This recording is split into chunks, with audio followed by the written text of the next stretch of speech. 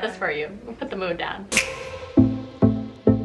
Hey guys, so today you asked if we are here to tell with her eyes. With my eyes, guys. Her expensive eyes. My expensive eyes. Yeah, this is literally the most expensive thing I will permanently be able to wear on my body.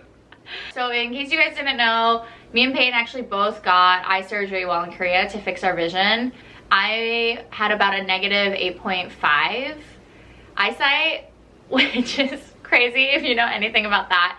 And I also had an astigmatism in one eye.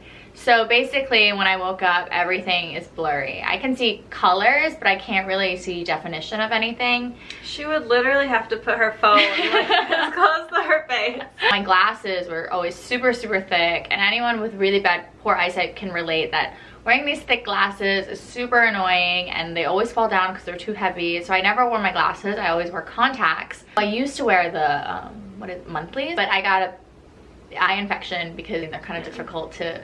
Yeah, they get dirty easily. You have to like really take care of them. Yeah, and I don't have time for that, so I switched to one-a-days. But that's really expensive to constantly be buying. I couldn't get LASIK and LASEK because my eyes were so terrible.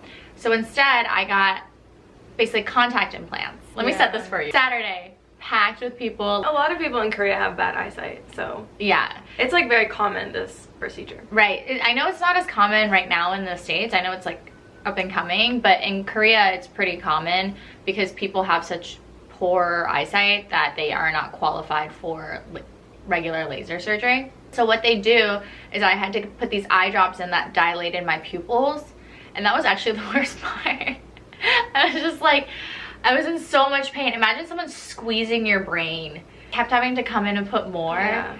It was so... And we were in just like a waiting room with like a bunch of people, bright lights. She's literally like dying next to me, and I'm like... Peyton's just on her phone. Like, are you okay? Okay. The surgery itself, I go in and I lie down. They put in more drops, and then they put something to hold my eyes open because obviously they're about to cut that shit in. So I need to be very still. But no, I'm just lying on this like dentist chair.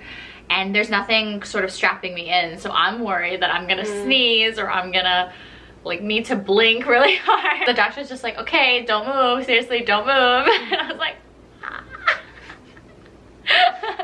And he cuts open my eye. You're totally drugged. It's like numbing. Yeah. You can't feel anything. But you can feel pressure. So it's obviously not as painful. You sort of feel something. He'll tell you, he was telling me every step of the process, and then he'll sort of like tell you as he's shoving in the lens that was made specifically for my eye. He kept putting eye drops because your eyes would get really dry. I finished. Oh, I had these cups.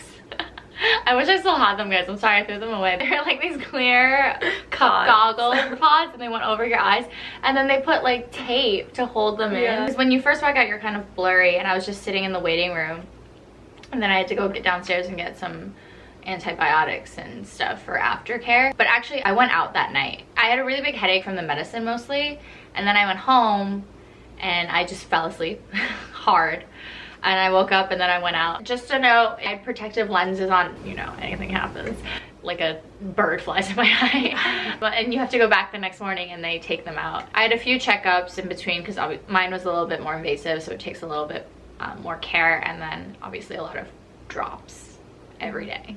And make sure you take those because you're gonna need it too. Your eyes are dry. Yeah, your eyes are dry and they're easily susceptible to infections, so you definitely need to make sure you're on those. For me, I've had glasses since I was in elementary school, like maybe 3rd grade, and my whole family has terrible eyesight, so it's not really surprising that I also have poor eyesight. But the fact that I woke up and I didn't need to fundle around for glasses and I could just see everything was a really magical moment for me, guys. Can you feel how excited that made me? But yeah, and then I just did my 6-month checkup a little while ago, and he said everything looks great.